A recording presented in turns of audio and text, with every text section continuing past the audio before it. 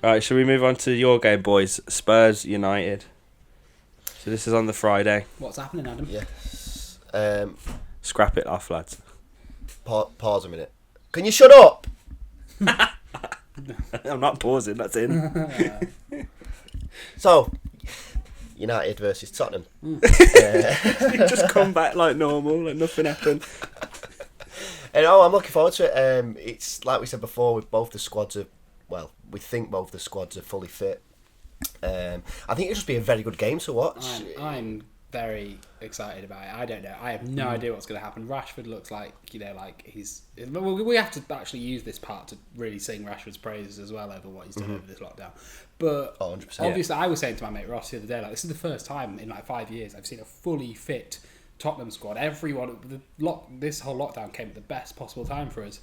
And then every single player is ready to play for that game. And then suddenly you remember that Dele Alli stupidly videoed a Chinese man at the start of lockdown and he's banned for a game. We have no idea if Eric Dyer, not that I think he'd start anyway, is going to get repercussions for climbing the stands trying to murder someone. And suddenly you're a bit like, oh yeah, God, all sorts of shit happened before this, didn't it? And can I just quickly say, I know form's out the window, but your last 5 games, Josh, you didn't even win one. It was a lose, lose, lose, draw, lose. Yeah, no, shit. That's big. You were having a tough time, so like you said, the lockdown couldn't have come at a better time for you. We just got knocked out of the FA Cup as the final thing as well. It was a sad time, but it's fine. It's one of those things. I mean, but then again, you got every team's. We've had Lloris out for most of the season. He was just coming back. We didn't have Sissoko. Say what you will, he was a massive part of our midfield. You don't have Kane and Son. Bergwijn, our new signing, was injured. Like, what can you do with that? You've got Lucas Moura, who I'm still convinced is the slowest man ever. I don't understand how this has happened. I know I've discussed this before, but I watched Lucas Moura and I'm like, that is that pacey man that scored a hat-trick against Ajax and is known for his pace. And then you look at him and like, I don't know who it was, but like, bloody, just the Norwich midfielder overtaking him and you're like, hang on a minute. This isn't right. For me, it's going to be interesting to see how we set up, because now we have got all our players back. You know, we've not had Pogba for most of the season.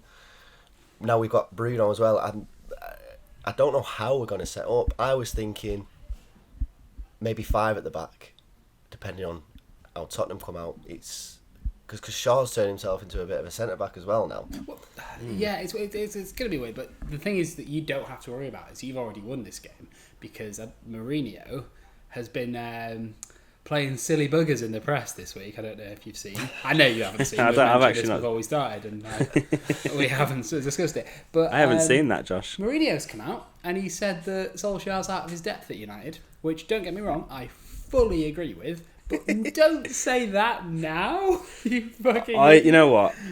As much as he's a prick, I love him. You know, because like he just does shit like that. Just called him out. You know. I would love Mourinho so much more if it's like. I don't know. It's just like you can't. It's like getting a new dog too soon after your old one's died. Like Poch is still so firmly in my heart. I can't. I love your analogy. I want to love Mourinho. That's I one want of to be the best like, ones. yeah, Mourinho's come out again, and he's just doesn't give a fuck, and whatever. Tottenham need a bit of that, but I just occasionally see bloody not even Pochettino, Jesus Perez, his assistant coach the other day, posted a picture of them together, like, we love Poch, and all the Tottenham fans were like, we love you, and I was like, I love you too. Like, it's so sad, but yeah, I mean, obviously it didn't go Mourinho's way the last time we faced off. Dele Alli scored that fantastic goal that I believe we lost 2-1, didn't we? I can't remember. I think that's what happened. I think Dele Alli opened the scoring and we lost 2-1, which is often the way. Yeah, because it was sort of like a hooked volley, weren't it? Yeah, it was really weird, really fantastic goal, but then we just decided not to play football after that. We were like, that'll do, boys. Well done, Dele. That's the Mourinho way. That is the Mourinho way. I think there's something interesting as well. It's like with City still going through this UEFA ban that might happen or might not happen. 5th place is a Champions League spot if that does happen, and you're sitting in 5th right now, Adam. Yeah. You know what I mean? So you'll want to be fighting to keep that. It'll be a thing to strive for, but I don't think that will happen. I think City have too much financial power to. They'll just keep it going, I think, so that we'll still be talking about the City case next year. I'm convinced. I think I'd like to get fourth. You know, what with 3 points behind you, Jay? Yeah, 3 points behind you. Mm-hmm. Yeah. I don't want it to settle for fifth because, like you said, Josh, I think we're all making up in our head that we're going to get Champions League if you're in fifth. I don't think that's going to happen. I love all European nights. Like, you got to remember that when I first started watching Tottenham, that there wasn't such thing as Champions League nights. Really, there was Europa League nights. And we're like, yes, Dynamo Kiev, let's go. But like, oh no, we've lost in the semi-final to Benfica. Like, that's the kind of thing that would happen to me. And it's a really difficult one for me because part of me thinks we could benefit so much for just backing out of Europe just for a season, but we're still in it as well. You got to remember that we're still in the Europa League. So if we win that, that's the Champions League, isn't it? You're against. So, it's true, mate. Oh no, I remember this. Pask. Lask. That's it. LASK. Big game. You can win that tournament easily, I think. Well, we still in the FA Cup as well. You got to remember already. that. We got Norwich in the next. What is it? The quarterfinals. Don't underestimate them, Adam. They did horrible things to us. So we've still got quite a lot to look forward to. But it's if they're gonna be played these cup games. Do you know what I mean? Yeah. The FA Cup's been played. Yeah, the FA Cup's been played because we played Leicester. I don't know what day, but it's in a couple of days' time actually. In the FA Cup, so anyway, the FA Cup's still going. Right. Balls on the table. What's the score, Adam?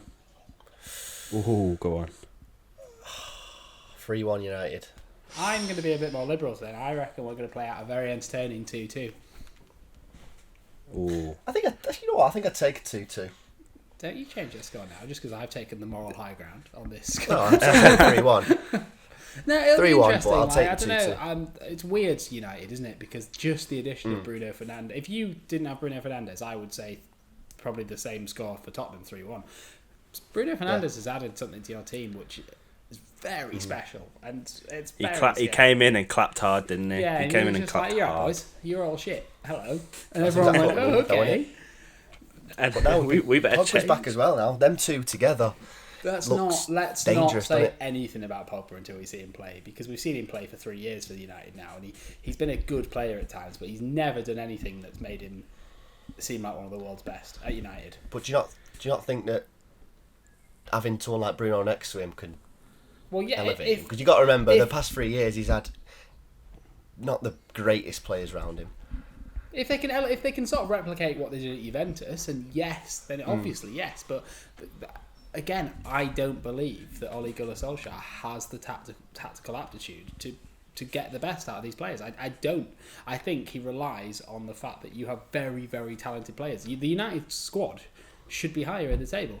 You've got Daniel James, Martial, you've got Rashford, Bruno Fernandes, Pogba.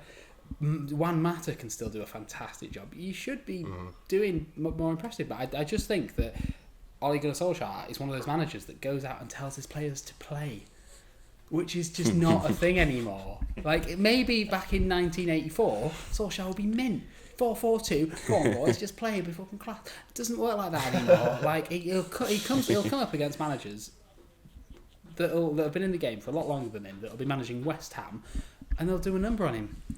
That's how it'll happen until you get rid of him and sign someone like Simeone or Pochettino or Allegri. That's the truth. And yes, you're probably gonna beat Tottenham and Chelsea and City along the way, because games like that he's really good at. But like I've always said, you're gonna get to Norwich, you're gonna get to West Ham, you're gonna get to Bournemouth, you're gonna shit the bed.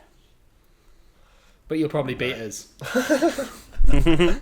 Before we move on, it turns out 9 years ago, yesterday, maybe the day before, we signed Phil Jones.